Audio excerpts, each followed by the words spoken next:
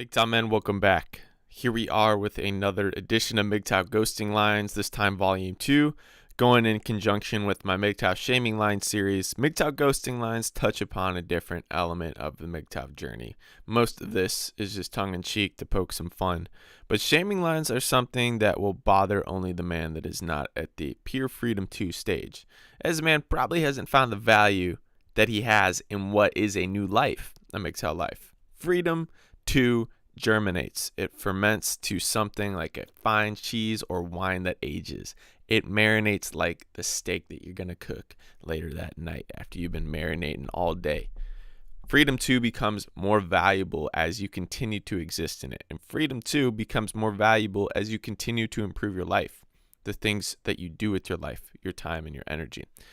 So as you take up hobbies, you save, you take on challenges, you find things to invest in and fill your day, you're going to find that you value freedom from and freedom to. And you're going to cherish it. And the temptation to return to the plantation, to what you were not free from, will subside at a quicker pace than at any other point. So keep that in mind as you go your own way, and you'll continue to believe the value in your ghosting lines that I'm going to bring up today. Or better yet, ghosting abilities.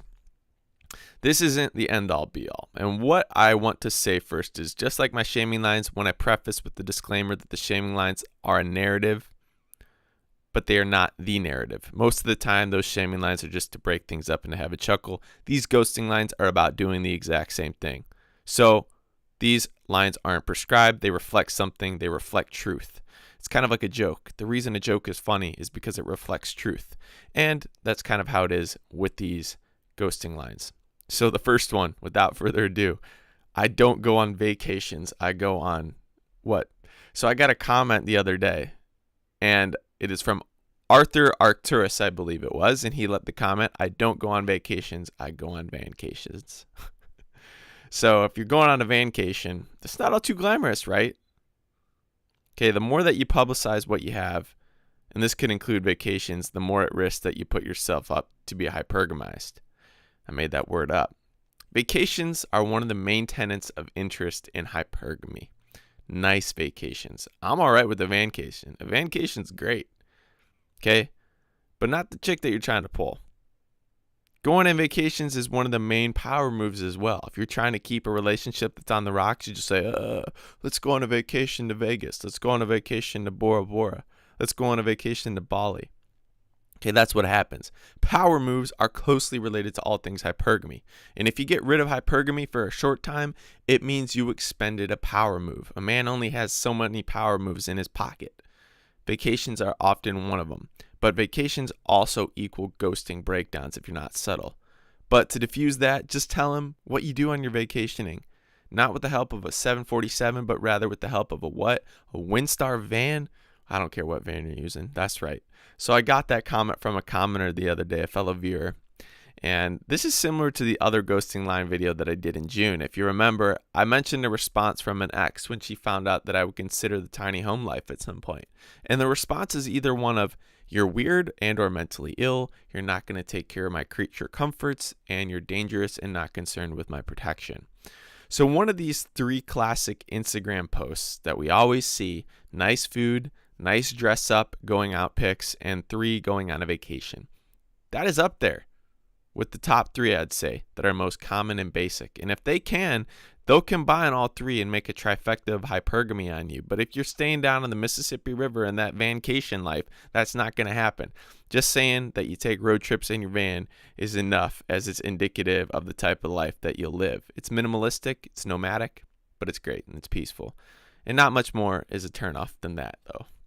The second one's closely related. I'm already on this topic, so let's continue with the simple, cheap, and minimalistic life. It's, I get all my clothes at resale stores. Whether or not you do, it's just a funny line to say out there and see what happens. The thing is, the richest individuals are just wearing blue jeans and white t-shirts. So I'm not saying that you can't have cash. I'm not saying that you cannot have nice clothes. I'm just saying what I'm saying, and this is how you ghost. You pull up wherever and you say, if you get asked, what are you wearing? Why are you wearing that? You know, nothing flashy. I say I go to Goodwill. I go to Savers. I use the Wish app. I go on eBay. Walmart will even work. Walmart works very well. I do my grocery shopping at Walmart. Even that'll help. So it means you don't have style. And if you don't have style, you'll be an embarrassment. Oh, no. And an enemy of hypergamy is embarrassment, weirdly. So this is because hypergamy is all about exceeding what is needed to fit in. You're not just fitting in, you're going past what it means to fit in, so you fit in the most. That is what hypergamy is. So you're not only trying to fit in, you're trying to fit in more than what's considered normal. If you're doing the opposite, you must not be feeding them hypergamy vampires, even for yourself. Therefore, you're likely not to spend on her unless you're in the courting phase. So trying to ghost or not, I'd shop at these places anyways.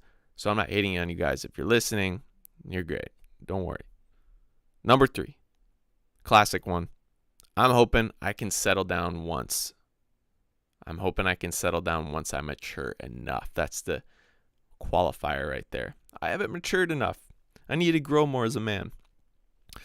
So keywords in fending off hypergamy vampires and keywords in ghosting in general. Hoping and settle down. 3 words, one of which comprises a phrase. This means that you've had problems in the past with women. You've had problems in the past because you haven't been able to grow up. You're not grown up yet. Thus, you can't earn enough money to have a home, support a family, have kids, feed the hypergamy vampires. This means that you're still working on it. And if you're admitting this, that means you're not even interested in lying about yourself positively to court her. And she's like, wow, he's brutally self-effacing. So that must mean that it's actually true, or that means he's not impressed by me. Because any white knight or simp will say that they've already arrived and that they're the one to take her home in the chariot. It works in all kinds of directions. It's very effective.